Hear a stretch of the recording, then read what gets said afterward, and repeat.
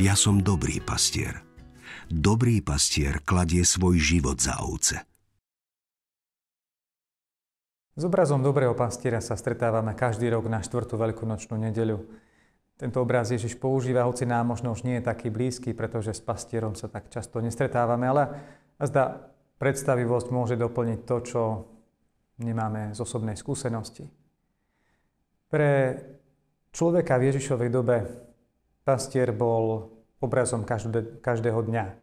Boli to starozákonní králi, ktorí boli vnímaní ako pastieri, ktorých Boh poveril, aby pásli jeho ľud. To znamená, že mali sa starať o jeho prospech, o to, aby sa im darilo. Boh bol ten, ktorému ľud patril, a kráľ bol poverený, aby spravoval ten Boží ľud. Ježiš však používa obraz pastiera trochu na hlbšej rovine.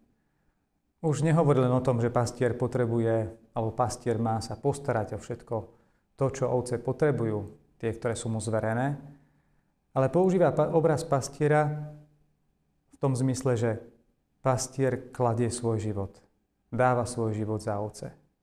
Teda už nielen robí niečo pre ovce, ale nasadzuje seba samého, dáva svoj život.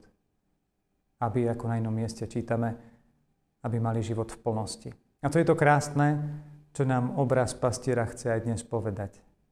Že Ježiš je ten, ktorý dáva život za nás. Dáva ho do krajnosti. Nerobí len to, čo dokáže urobiť, ale nasadzuje seba samého. Obetuje svoj život za nás, aby sme my mohli mať život v plnosti.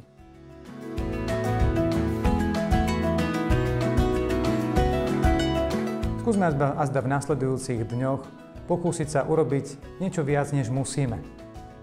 Láska Ježiša pastiera nechá nás inšpiruje urobiť aj dobro, ktoré by sme možno nemuseli urobiť, ale ho urobíme.